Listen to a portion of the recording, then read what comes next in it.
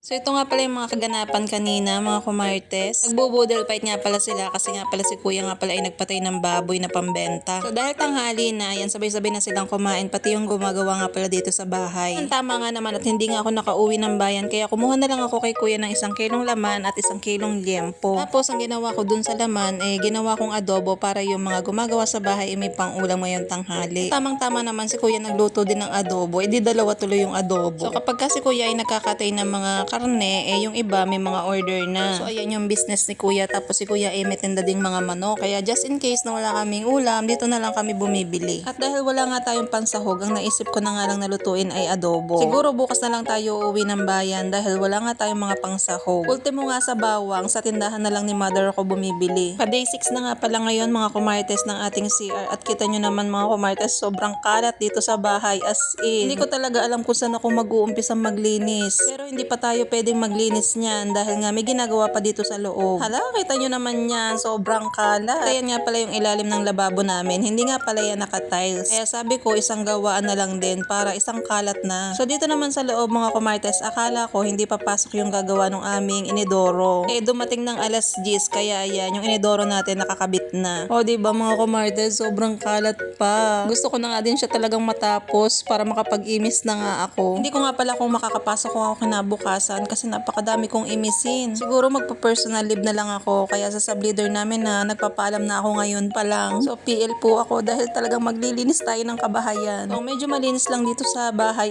itong kwarto dahil ayan yung asawa ko nakahiga pa kasi hangover pa yan. So kapag kami gumagawa dito sa bahay, nakasarado tong pinto ng kwarto para yung gabok hindi pumasok sa loob. Kasi sa gabi mga kumartes, diyan kami natutulog. Si Kurt lang ang natutulog dun sa bahay ng aking kapatid. Dahil gutom na nga rin ako mga kumartes, ayan kinuha ko na yung aking pagkain at ako'y kakain na rin, tanghali na kasi. Ito nga pala ako kumain sa may tapat ng tindahan ni mother. Nagpakuha nga pala ako ng soft drinks kasi ang sarap ng malamig. So sa bawat pagkain natin, thank you Lord talaga. Bawat pagsubo talaga ng pagkain mga kumartes, nagte-thank you Lord talaga ako. Hindi nga pala ako makatagal talaga dito sa labas at sobrang init. Kaya yan, dito nga pala ako tumatambay sa bahay ng aking kapatid. Tutulog nga sana ako niyan dahil ako inaantok. Yun nga lang, tinawag nga pala ako ni kuya. So ito nga pala yung mga accessories doon sa ating inidoro dahil nga ito yung mga flash dahil sa katagalan. Ayun, kapag kay kinakabit talaga namang napuputol na. Kaya ginising ko nga pala itong aking asawa para nga bumili. At dahil nga linggo ngayon, sabi ni kuya, sa Wilcon daw kami bumili o kaya sa Arlis o kaya sa Ace. At dahil mas malapit nga itong Ace Hardware dito sa amin, dito na lang tayo bibili. Tawang-tawa nga ako dyan dahil nakarating ako ng SM na walang ligo. Tapos ayan, nakapambahay pa talaga. Alam mo yung feeling ko, ang asim-asim ko na, tapos ayan, nakarating tayo ng SM. Kita nyo naman yung tsinelas ko, talaga namang ang dudumihin. Pero hindi naman tayo magtatagal dito, talagang may sasadyain lang tayo. Itong asawa ko naman, hindi ako sinamahan, siya yung may alam nito. Ay malay ko naman na rin kung anong bibilhin. Ang sabi ng asawa ko, ipakita ko lang daw to doon sa kanila,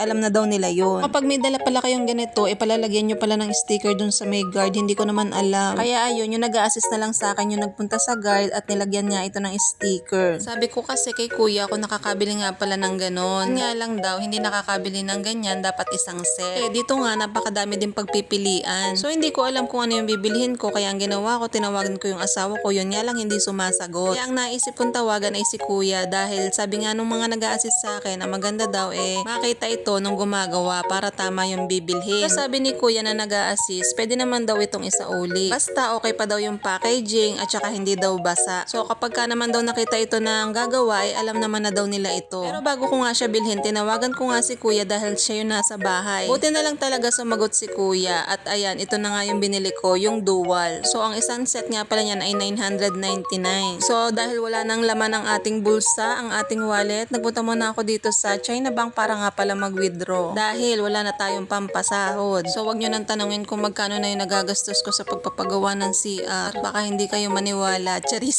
So araw-araw nga tayo may dumadating na parcel. Sa parcel pa lang talaga. Ang gusto ko kasi mga kumartes, kapag katapos na rin yung CR, gusto ko kompleto na rin yung mga accessories sa loob. Anong ginagawa ng Spay Later? O diba? Utangin na yan. Dahil na-stock nga ng 5 taon yung ating inidoro, yung mga accessories niya talaga ay kailangan ng palitan. So ito na nga, dito magkakaalaman kung compatible ba ito doon sa aming inidoro. Buti na lang talaga mga kumartes, kasya nga daw sabi ni kuya na gumagawa dito sa aming CR. So ito naman daw ay pare-parehas lang ng sukat. Ang pinagkaiba lang niya kung isa yung pindutan o dalawa yung pindutan ng inyong flash. So yung amin kasi dalawa yung pindutan kaya dual mahal nga pala yung binili ko. At pagkatapos niyan, yung asawa ko naman yung ginambala ko. Sabi ko kasi yung mga in-order ko sa online, kanya nang assemblin. Pagka nga pala umorder ako mga kumartes ng mga ganyan na ina-assemble, yung asawa ko galit na galit sa akin. Kapag daw ako i-order sa online, dapat daw yung buo na. Sumasakit daw ang ulo niya doon sa mga manual. Kahit naiiyamot yan, wala naman siya magagawa. Siya pa rin naman ang magbubuo niya. Ano nga ba itong pinapa-assemble ko sa kanya? Ito nga pala ay divider ng washing machine. So diba, dahil nga natanggal na yung lagay natin doon sa taas, ito na lang yung binili ko. Medyo pricey nga lang siya. Pero worth it naman kasi maganda. So ito na nga pala yung kinalabasan niya. Tingnan nyo naman mga kumartes, sa ilalim niya na andyan yung washing machine. So bumili ako ng mga ganyan lagayan. O diba, team puti at team kahoy yan. So dito nga, nag-i-start na ako mag-imis-imis para bukas, konti na lang din yung imisin ko. Pero parang hindi pa ako matatapos ngayon. So dalawa nga pala kaming nag-overtime ng asawa ko ngayon. Ako, pipitik na nga lang sana ako para mag-transition Yun nga lang, wala palang ganon.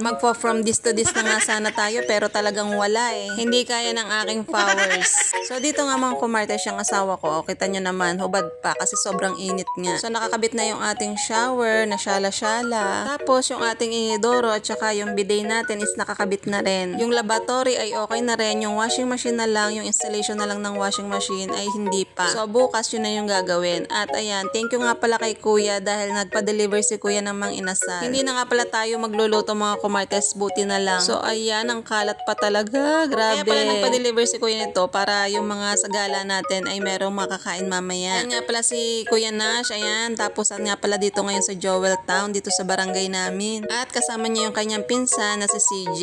Ang cute ni Kuya Nash, grabe. Parang si Prinsipe King. Alam niyo yun, yung nasa OK Cafe Rico, yung kay Enteng. Ako, mga batang 90s lang ang nakakaalam nun. Lang na lang kay Kuya Nash yung may patulis yung kanyang tenga. Ang ganda nga pala ng kanyang costume. At yan nga pala ay pinatahi pa. So kapag ka naman may mga events sa school, magagamit pa naman yan. Kapag ka merong mga book of character, o diba, ang ganda. At ayan, ang ganda rin ng makeup ni Ate CJ. Dalagan-dalaga ng itsura. So si Kuya Nash daw ay kapartner ng Reyna Elena. Buti na lang ngayong araw, hindi na ulan. Yun nga lang, sobrang init naman. At pamula nga nung natulian si Kuya Nash, matataasan pa ng kanyang ama at saka ng kanyang ina. At habang nag-aantay ng oras nga, ayan, si Kuya Nash ay nagkakayas ng kanyang tingting para sa kanyang saranggola. Mahilig kasi magpalipad ng saranggola at yung mga tingting dito, ayan, inuubos niya, charis. Ayun lang naman mga kumartas ang ganap natin for today's vlog. Sana yung CR natin tapos na hanggang bukas. So ayun lang, thank you for watching. Bye!